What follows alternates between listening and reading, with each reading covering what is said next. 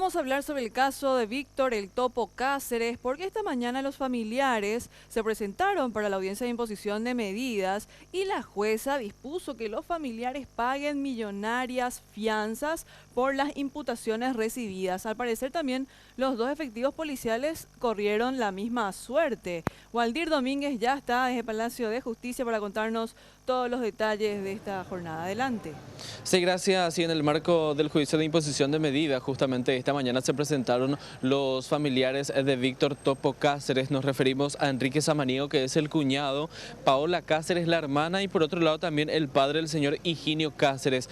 Los familiares, estas personas se presentaron ante la juez Griselda Caballero para la imposición de medidas y en el marco de la misma imputación por resistencia y frustración a la persecución penal, tienen que presentar una fianza de 200 millones de guaraníes cada persona y en 15 días con la obligación de presentar una fianza real con ese mismo monto. Ellos ya no conversaron con los miembros de prensa, ya no quisieron dar ninguna declaración al respecto y según las informaciones que manejamos también aquí dentro del Palacio de Justicia es que estarían cambiando de abogado. La información que manejamos y por otro lado también se presentaron los dos policías involucrados en ese hecho o investigados principalmente. Ellos estuvieron interviniendo durante el accidente aquí sobre la avenida Carlos Antonio López. Nos referimos a Leonardo Benítez y Ovidio Benítez. Ambos fueron imputados por frustración a la persecución penal y deben presentar una fianza de 100 millones de guaraníes cada una y también dentro de 15 días la fianza real por el mismo monto. Conversamos con estos agentes de la Policía Nacional y comentaron más o menos lo sucedido o por lo menos qué fue lo que ellos hicieron en ese momento del accidente en que Topo Cáceres era retirado por su padre. Compañeros, escuchemos la versión de estos policías. Llegamos al lugar, vimos que estaba perdiendo sangre y se actuó conforme al procedimiento, ¿verdad? Pero eso siempre se hace en un accidente de tránsito como ese, por ejemplo, que se le deja ir a una persona involucrada en el accidente. Y claro, si él necesitaba asistencia médica. ¿Quién es el policía que estaba al lado del conductor que intentó atajar el vehículo? ¿Fuiste vos o tu compañero? Fui yo.